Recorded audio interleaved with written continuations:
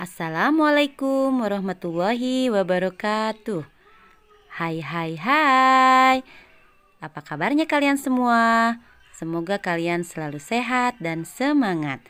Ketemu lagi dengan saya, Lis Irayati Zuliani.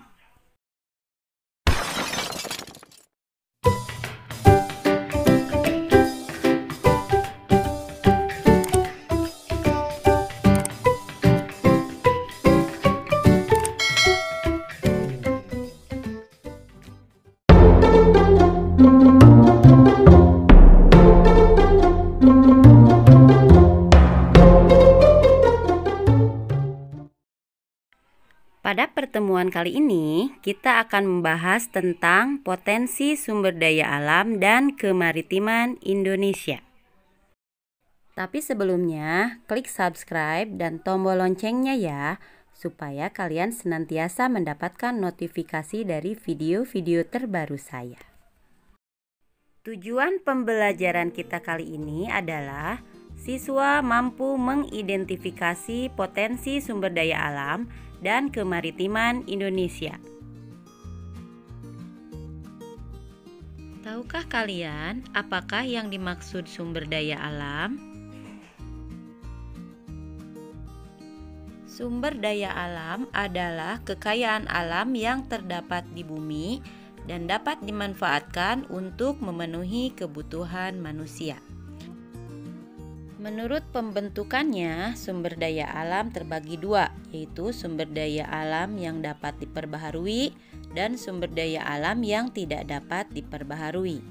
Sumber daya alam yang dapat diperbaharui adalah sumber daya alam yang jumlahnya tidak habis karena bisa berkembang biak atau dapat terbarukan. Contohnya adalah hewan, tumbuh-tumbuhan.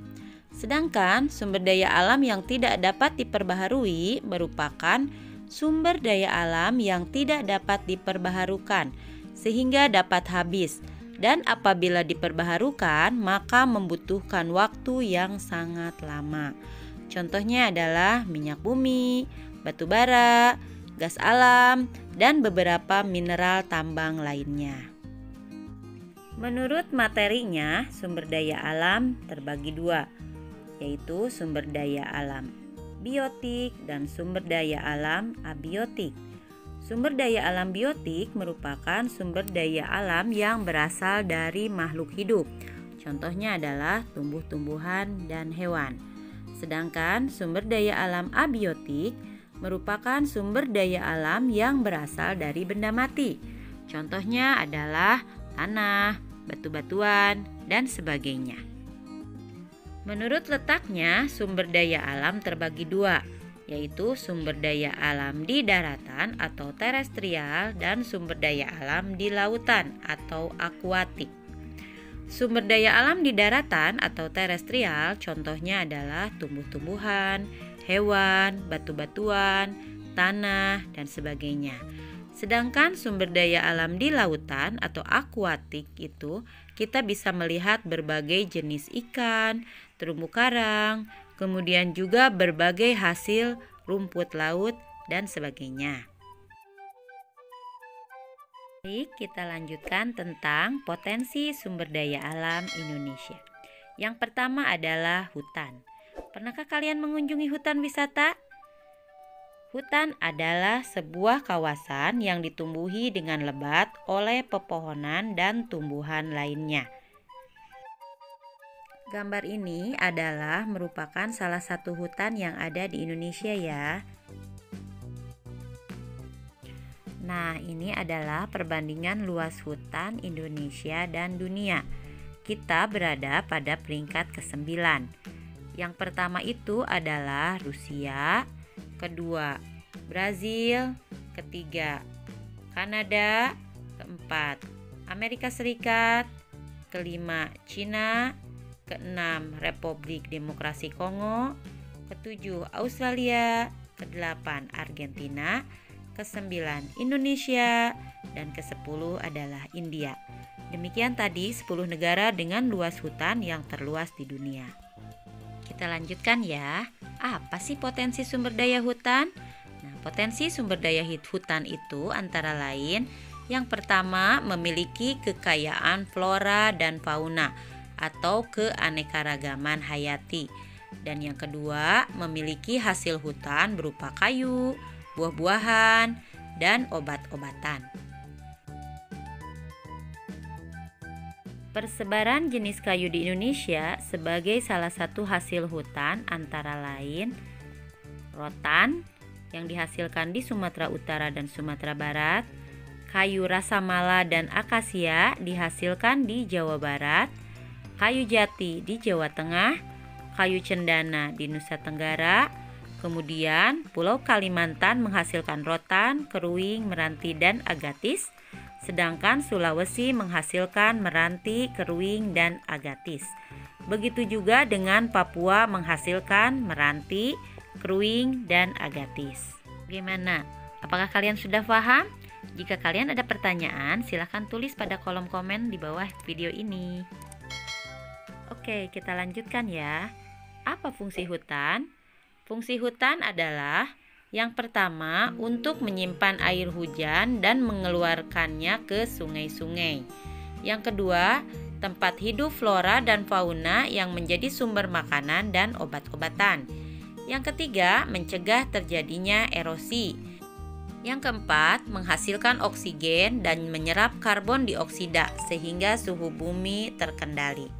Dan yang kelima adalah sebagai sumber kehidupan bagi masyarakat, khususnya masyarakat sekitar hutan, dari produk yang dihasilkannya.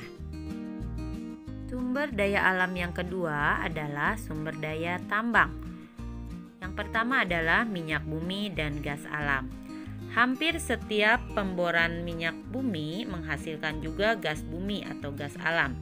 Hasil pemboran gas bumi ditampung lalu dicairkan. Gas bumi yang cair disebut dengan LNG, yaitu liquefied natural gas, dan nanti kemudian akan menjadi bahan bakar. Nah, coba kalian perhatikan gambar minyak bumi itu. Terletak di antara dua batuan yang kedap air. Untuk mendapatkan minyak bumi, maka diperlukan suatu usaha untuk pengeboran minyak. Ini adalah peta persebaran minyak bumi dan gas alam di Indonesia, yaitu Aceh, Riau, Sumatera Selatan, Jawa Barat, Jawa Tengah, Jawa Timur, Kalimantan Selatan, Kalimantan Timur, Maluku, dan Papua. Secara detail, kalian bisa melihat pada tabel berikut ini ya. Nah, ini detail wilayahnya. Pulau Sumatera, daerah penghasil minyak buminya yaitu Perela dan Lok Semawe dari NAD, kemudian Sungai Pakning dan Dumai Riau, Pelaju, Sungai Gerong, dan Muara Enim Sumatera Selatan.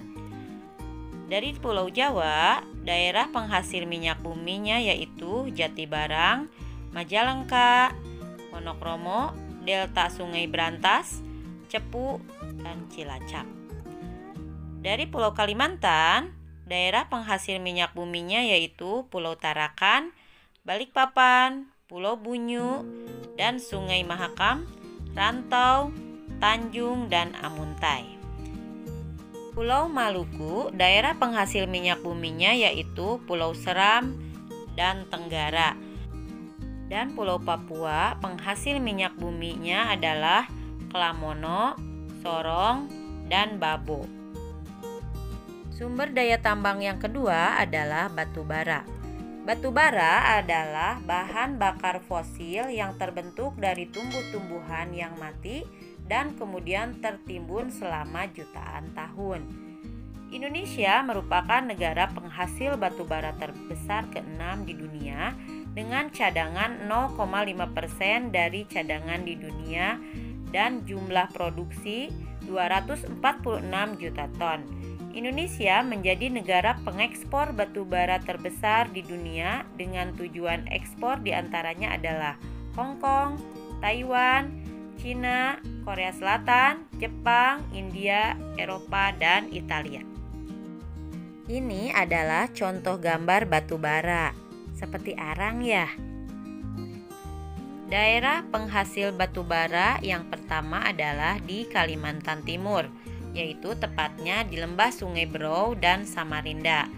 Daerah penghasil batu bara yang kedua adalah Pulau Sumatera, tepatnya yaitu di Sumatera Barat, Ombilin dan Sawah Lunto, dan Sumatera Selatan yaitu di Bukit Asam dan Tanjung. Sumber daya tambang yang ketiga adalah bauksit. Nah, itu adalah contoh dari bauksit ya, warnanya kemerah-merahan. Bauksit adalah biji aluminium. Logam aluminium sangat banyak kegunaannya karena ringan dan tidak mudah berkarat. Aluminium dipakai untuk membuat badan pesawat terbang, kapal laut, alat-alat dapur, dan sebagainya. Tentunya di rumah kalian terdapat bahan-bahan yang terbuat dari aluminium, bukan? Indonesia memiliki potensi bauksit yang cukup besar dengan produksi mencapai 1.262.710 ton. Daerah pertambangannya yaitu di Kepulauan Riau, Pulau Bintan, dan di Kalimantan Barat di Singkawang. Potensi sumber daya tambang yang keempat adalah pasir besi. Ini adalah tambang pasir besi ya. Pasir besi dimanfaatkan untuk industri logam besi dan industri semen. Daerah pertambangan pasir besi antara lain Cilacap di Jawa Tengah, Sumatera, Lombok, Yogyakarta, Gunung Tegak Lampung, Pegunungan Verbeek Sulawesi Selatan, dan Pulau Sebuku. Sumber daya tambang yang kelima adalah emas. Nah, kalian tentu mengenal emas dengan baik ya. Logam emas merupakan cadangan kekayaan suatu negara. Selain itu, logam emas juga dijadikan perhiasan, uang logam, barang kerajinan, dan harta simpanan. Daerah pertambangan emas yaitu diantaranya di Jawa Barat, di Cikotok dan Pongkor, Papua Freeport Timika, di Kalimantan Barat yaitu Sambas, Nangro Aceh Darussalam Melaboh, Sulawesi Utara, Bolaang, Mongondo, Minahasa, Riau, Logos, dan Bengkulu, Rejang, Lebong. Daerah tambang emas yang terbesar adalah di Papua, di Timika, yang diusahakan oleh PT Freeport. Nah, ini adalah peta persebaran tambang emas di Indonesia, yaitu Nangro Aceh Darussalam, Riau, Bengkulu, Jawa Barat, Kalimantan Barat, Sulawesi Utara, dan Papua. Bagaimana? Sudah paham kan tentang potensi sumber daya alam? Kita lanjutkan sekarang ke potensi kemaritiman Indonesia. Indonesia merupakan negara kepulauan dengan luas lautnya yaitu mencakup 2/3 dari seluruh luas wilayah Indonesia sekitar 5,8 juta kilometer persegi. Potensi kemaritiman Indonesia atau potensi sumber daya laut Indonesia antara lain yaitu perikanan, hutan mangrove atau hutan bakau, dan terumbu karang. Potensi kemaritiman yang pertama adalah perikanan. Potensi perikanan di Indonesia terkenal dengan surga perikanan dunia. Nah, Indonesia adalah negara yang kaya akan ikan ya. Produk-produk perikanan di Indonesia, baik perikanan tangkap maupun budidaya itu menjadi komoditas unggulan. Antara lain adalah tuna, rumput laut, kepiting. Nah, itu menempati tempat teratas di dunia. Apakah kalian suka memakan ikan?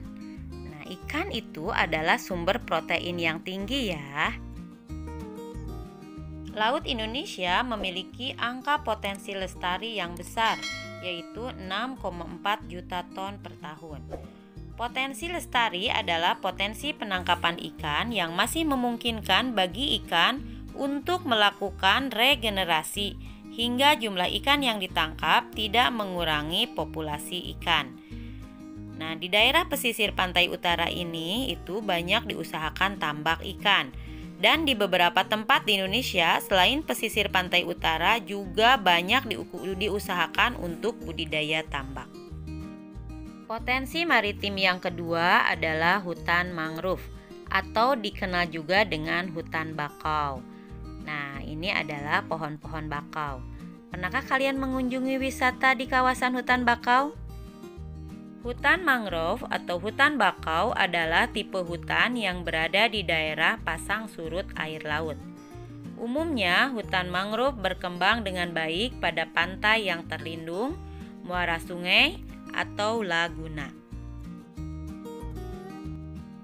Fungsi mangrove dibedakan menjadi dua, yaitu fungsi ekologis, itu terkait dengan lingkungan, dan fungsi ekonomis, yaitu terkait dengan produksi. Yang pertama, fungsi ekologis, yaitu sebagai habitat atau tempat hidup binatang laut untuk berlindung, mencari makan, dan berkembang biak. Kemudian fungsi ekologis yang lainnya yaitu untuk melindungi pantai dari abrasi air laut. Sedangkan fungsi ekonomisnya yaitu menghasilkan kayu yang dapat dimanfaatkan untuk bahan bakar arang dan kertas. Dan juga fungsi ekonomis lainnya adalah untuk menghasilkan udang dan ikan. Nah, ini adalah daerah persebaran mangrove di Indonesia. Di pantai barat Sumatera, luasnya yaitu sekitar 417.000 hektar. Pantai utara Jawa dan Bali yaitu luasnya 34,4 ribu hektar. Di pesisir pantai Kalimantan luasnya 165.000 hektar. Di pesisir pantai Sulawesi 53.000 hektar. Di pesisir Nusa Tenggara 3,7 hektar. Dan di pesisir wilayah Papua itu yang paling luas adalah 3,7 juta hektar. Itu persebaran mangrove. Potensi kemaritiman yang ketiga adalah terumbu karang. Terumbu karang ini menjadi salah satu objek wisata bahari ya. Pernahkah kalian berkunjung ke sana? Terumbu karang adalah terumbu atau batuan sedimen kapur di laut yang terbentuk dari kapur yang sebagian besar dihasilkan dari koral atau binatang yang menghasilkan kapur untuk kerangka tubuhnya. Terumbu karang merupakan ekosistem yang khas di daerah tropis. Nah, itu adalah salah satu contoh dari terumbu karang ya yang ada di Indonesia. Adapun fungsi terumbu karang antara lain adalah fungsi ekologis dan ekonomis. Fungsi ekologis yaitu sebagai penyedia nutrien bagi biota perairan dan tempat berkembang biaknya biota perairan. Sedangkan untuk fungsi ekonomisnya yaitu menghasilkan berbagai jenis ikan, udang, alga, teripang, dan kerang mutiara, bahan bangunan dan jalan, bahan industri, bahan baku, cenderamata, dan perhiasan. Nah, untuk memperdalam wawasan kalian, silahkan kalian jawab kuis berikut ini. Yang pertama adalah jelaskan faktor penyebab kerusakan hutan di Indonesia. 2. Jelaskan proses pembentukan minyak bumi dan batu bara. 3. Jelaskan kegunaan minyak bumi, gas alam, batu bara, boksit, dan emas. Apa yang sudah kalian lakukan untuk menghemat energi? Yang kelima, jelaskan masalah perairan laut di Indonesia dan berilah solusi untuk mengatasi permasalahan tersebut.